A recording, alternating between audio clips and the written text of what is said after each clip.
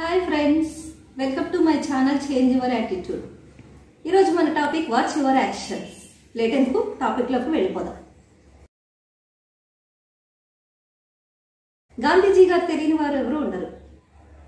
గాంధీజీ గారు ఒకరోజు ఒక సమావేశానికి హాజరవడానికి ఇంగ్లాండ్ బయలుదేరారు. ఆయన ఒక పెద్ద ఓడలో ప్రయాణం చేస్తున్నారు. ఆ ఓడలో ఒక చోట ఒక భోజనపు బల్ల వద్ద ఒక యూరోపియన్ యువకుడు కూర్చొని గాంధీజీని చూసి చిలిపితనంగా నవ్వుతున్నాడు. ఆయన ధరించినటువంటి సాధారణమైనటువంటి దుస్తులే అందుకు కారణం. అవి ఆయనకి వింతగా అనిపించాయి. ఆ యువకుడు గర్వంతో మిడిసిపడుతూ తన గదిలోనికి వెళ్ళి ఏవో కాగితాలను తీసుకొని ఏవేవో దుర్భాషలతో కూడినటువంటి వ్రాతలు రాసి ఒక గుండు సూదికి వాటిని గుచ్చి గాంధీజీని ఏడిపిద్దామని వచ్చాడు. గావంచా కట్టిన ఇతడు విదేశాలకు వెళ్ళటం ఏమిటని అతని ఉద్దేశం. విదేశాలకు వెళ్లాలనే వైఖరి విడనాడు అని రాసినటువంటి కాగితాలను ఒక గుండు సూదికి గుచ్చి గాంధీజీకి ఇవ్వాలని వచ్చాడు. పట్టరాని గర్వంతో నడుస్తూ గాంధీజీ దగ్గరికి వచ్చాడు.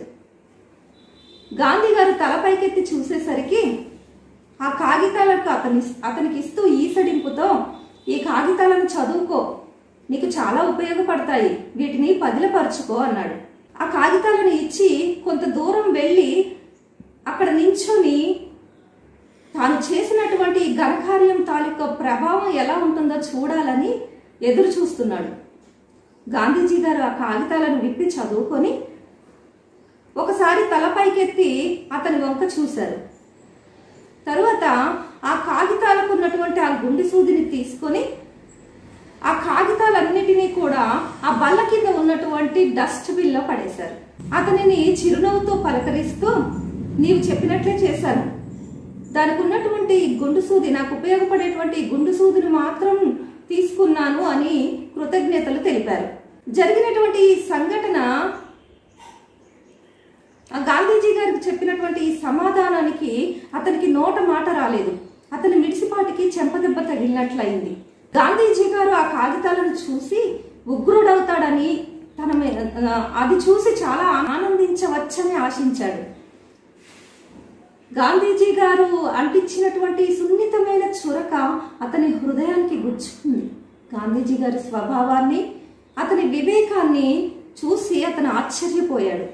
గాంధీజీ గారి నుంచి నేర్చుకున్నటువంటి ఈ గుణపాఠం అతని భావి జీవితాన్ని సరియైన యువకునిగా తీర్చిదిద్దగలిగింది. ఫ్రెండ్స్, బాధ కలిగినా సంతోషం కలిగినా మనల్ని మనం కౌగిలించుకోలేము. మన భుజాల మీద పడి మనం ఏడవనూ లేము. అందుకే ఏ ఫీలింగ్స్కైనా మన అనేవారు మనకు ఉండాలి. మనల్ని ప్రేమించే వారిని ఎప్పుడూ దూరం చేసుకోవద్దు ఫ్రెండ్స్. మన మనసును నొప్పించిన వారిని సైతం మన్ననతో మసులుకుంటే మనకు దక్కే శోభ అనిర్వచనీయమైనది. ఎదుటివారు మనల్ని ఒక మాట అన్నప్పుడు తిరిగి మనము అదే విధంగా పోట్లాడితే వారికి మనకి ఇంకా తేడా ఏముంటుంది? వారి తీరుకి, వారి చర్యకి మన ప్రతిచర్య కూడా అదే తీరులో ఉంటే వారితో పాటు మనము అధమస్థానానికి దిగజారినట్లు అవుతుంది. ఉన్నతమైన వ్యక్తిత్వం కలవారెప్పుడూ ఆ విధంగా అవివేకాన్ని ప్రదర్శించరు. ఇతరులు ఏ కాస్త తప్పు చేసినా కక్షతో కత్తులు నూరేవారు, ప్రతీకారంతో పొగలు గక్కేవారు అలవర్చుకోవాల్సినటువంటి అత్యుత్తమమైన లక్షణం క్షమాగుణం. నేను ఇప్పుడు దాని గురించి ప్రస్తావించట్లేదు, కానీ ఈ సందర్భంలో చెప్పాల్సినటువంటి అంశం ఒకటి ఉంది. ఒక నృత్య కళాకారిణి మొదటిసారి అమెరికాకు వెళ్ళింది. అక్కడ 25 ప్రదర్శనలు ఇవ్వటానికి కాంట్రాక్ట్ కుదిరింది. ఆమె న్యూయార్క్ ఎయిర్పోర్ట్లో దిగగానే మన వారందరూ వెళ్ళి ఆమెకు ఘన స్వాగతం పలికారు. ఆమె దిగి నమస్కారం చేసి తన యొక్క మేకప్ పెట్టెను అక్కడ ఒక వ్యక్తికి ఇచ్చి మోసుకురమ్మని చెప్పింది. అతను ఒక పెద్ద డాక్టరు, పైగా తెలుగు అసోసియేషన్ సెక్రటరీ. ఇదేమీ ఆమెకు పట్టలేదు. మొదటి ప్రదర్శన అయ్యేంత వరకు ఆమె ప్రవర్తన అందరికీ చిరాకు కలిగించినా ఏ ఒక్కరూ కిక్కురు మనలేదు. అమెరికాలో కూలీలు ఉండవని తెలిసినా కూడా ఆమె ఆమె తన పెట్టెలను ఇతరులతో మోయిస్తూ తాను మాత్రం చేతులు ఊపుకుంటూ నడిచింది. మొదటి ప్రదర్శన అయ్యేంత వరకు ఎవరు మాట్లాడలేదు. కానీ మొదటి ప్రదర్శన అయ్యి ఇంటికి వచ్చాక అన్ని కంపెనీల నుంచి లాంగ్ డిస్టెన్స్ కాల్స్ వచ్చాయి, ప్రోగ్రామ్ క్యాన్సిల్ చేశామని. కారణాలు మనం ఊహించుకోవచ్చు. అందుకే అంటారు ఎదిగే కొద్దీ ఒదిగి ఉండాలి అని. ఫ్రెండ్స్, నేను ఈ సందర్భంలో ఒక విషయం చెప్పదలుచుకున్నాను. మా రిలేటివ్స్ ఇంటికి నేను ఒకసారి గృహప్రవేశానికని వెళ్ళాను. వారికి 6 ఏళ్ల పాప.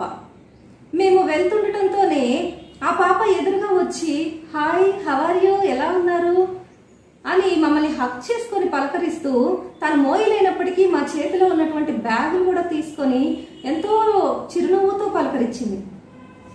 అది చూసి మాకు చాలా ముచ్చటేసింది. ఇంకొక సందర్భంలో నేను మరొక ఉన్నతమైన వ్యక్తి మరొకరింటికి వెళ్ళాము. వారికి కూడా 8 ఏళ్ల బాబు ఉన్నాడు. ఆ బాబు అప్పుడే వచ్చాడు. అంకుల్కి ఆంటీకి నమస్తే చెప్పునానా అని ఆ తల్లిదండ్రులు చెప్పగానే మా వైపు అదే పనిగా చూసి అంకులా పెంకులా, నేనెందుకు నమస్తే చెప్పాలి, నేను చెప్పను అంటూ అక్కడి నుంచి వెళ్ళిపోయాడు. ఇక ఆ తల్లిదండ్రుల పరిస్థితి, మా పరిస్థితి చెప్పాల్సినటువంటి అవసరం లేదు. ఫ్రెండ్స్, బంధాలకు బంధుత్వాలకు విలువ ఇవ్వటం నేర్పించండి. ఒకే ఒక్క క్షణం అసహనం మొత్తం జీవితాన్ని నాశనం చేయొచ్చు. ఒకే ఒక్క క్షణం సహనం ఒక నూతన సంబంధాన్ని నెలకొల్పవచ్చు. అందుకే చిన్న చిన్న మాట పట్టింపుల కోసం బంధుత్వాలని దూరం చేసుకోవద్దు. డబ్బును బట్టో, స్థాయిని బట్టో, అందాన్ని బట్టో గర్వపడకు. ఎందుకంటే జీవితం చాలా చిన్నది. జీవితం చదరంగం లాంటిది.